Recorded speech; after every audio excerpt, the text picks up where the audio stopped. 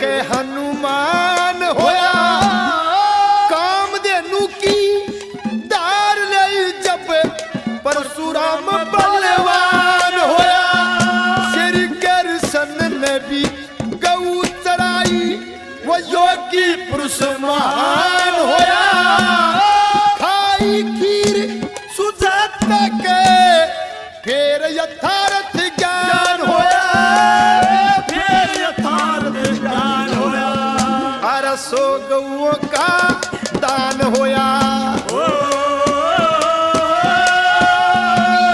सो गौओं का दान होया जब उठे यज्ञ रचा के भूप विक्रमा जीत बने वो राज तिलक करवा के